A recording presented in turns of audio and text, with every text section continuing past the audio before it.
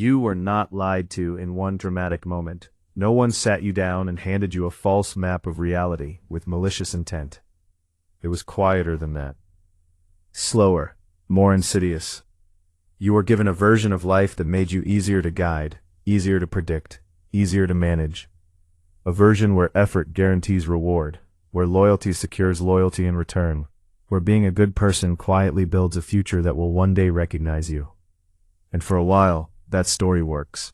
It works just enough to keep you invested. Just enough to keep you participating.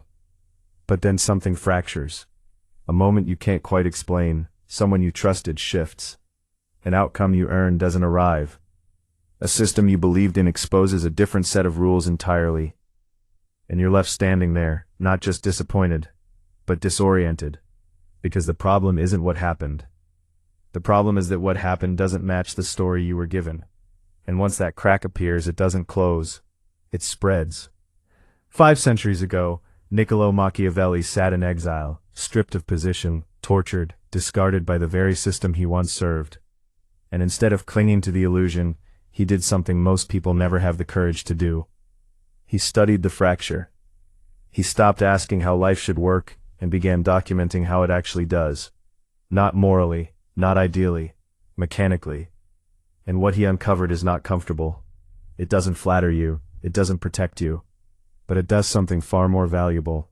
It aligns you with reality. The first thing you have to understand is that life does not reward goodness. That statement sounds offensive until you realize it is not an attack on goodness. It is a correction of expectation.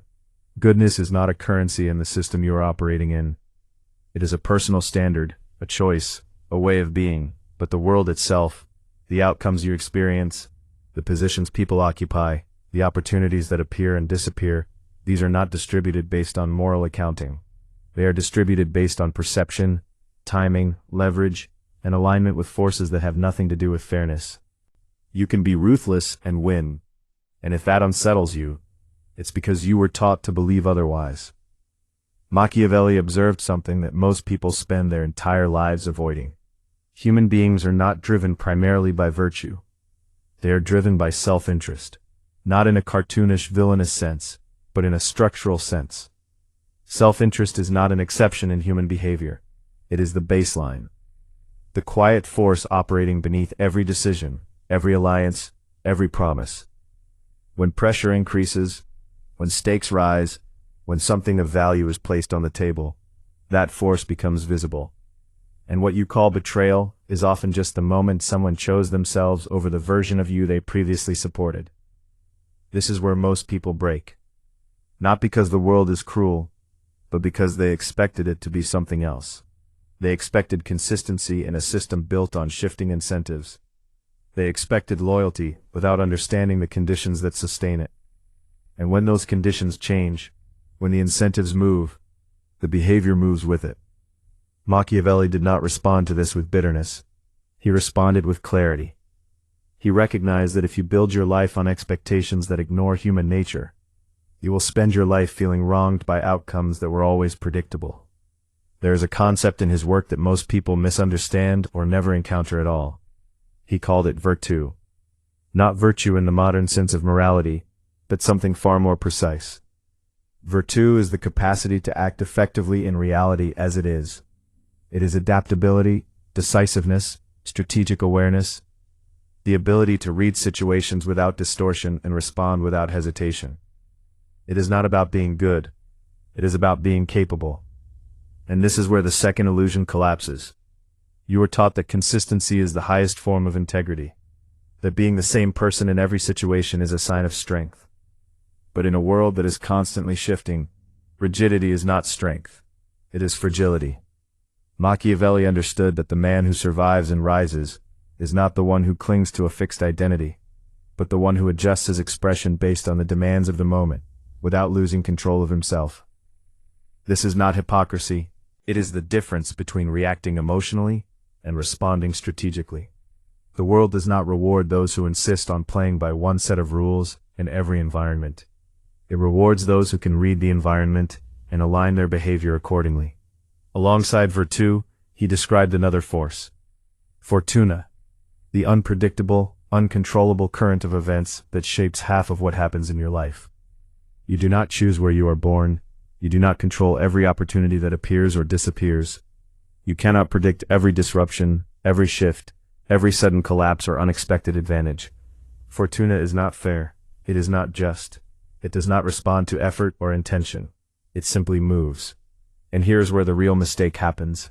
Most people spend their lives trying to control Fortuna, trying to eliminate uncertainty, trying to build a life so stable, so predictable that nothing can disrupt it. That life does not exist. Machiavelli's insight was sharper than anything modern self-help dares to admit.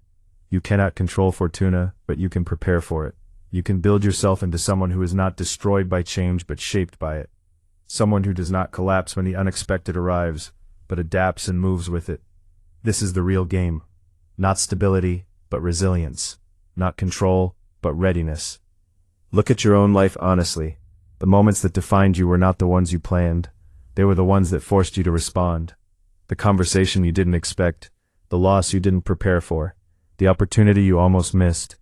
Those moments reveal something most people avoid seeing. Who you are under pressure is who you are. Everything else is potential. Machiavelli also understood something deeply uncomfortable about perception. People do not interact with who you are internally. They interact with what you present externally. Your intentions are invisible. Your reasoning is irrelevant unless it translates into something observable. This is why he wrote that everyone sees what you appear to be, but few experience what you really are. And those few do not outweigh the many. This is not a call to deception. It is a recognition that the world operates on signals. You can be intelligent, but if you cannot communicate it, it does not exist in the eyes of others. You can be capable, but if your behavior does not consistently reflect it, you will be treated as if you are not. You can have integrity, but if your decisions do not demonstrate it under pressure, it is just a claim. The mistake most people make is trying to be understood, explaining themselves, justifying their choices, hoping that if they say enough, clearly enough, someone will finally see them accurately. But explanation is a weak substitute for demonstration. The people who move effectively in the world do not spend time arguing for their value. They build it into their actions so consistently that it becomes undeniable. There is no gap between what they project and what they are, and that alignment removes the need for defense. When your results, your behavior, your presence all point in the same direction, perception stabilizes. Not because people suddenly became fair, but because you removed ambiguity.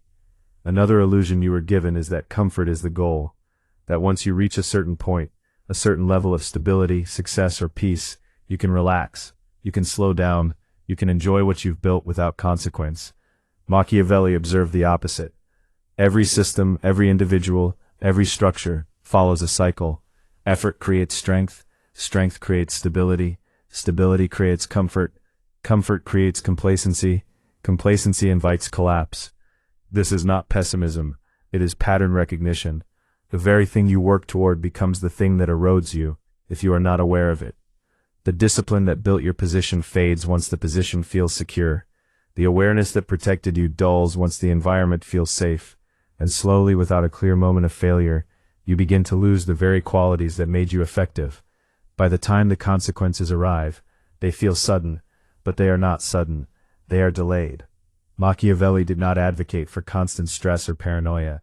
He advocated for conscious tension, the kind that keeps you engaged, alert, responsive, because the moment you stop challenging yourself, the world begins to do it for you, and it is far less controlled when it does. There is also something else he understood that most people never accept.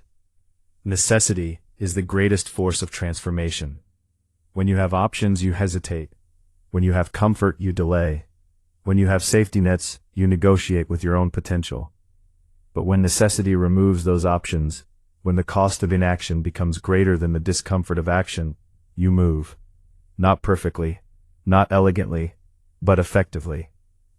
This is why so many people only change when they are forced to.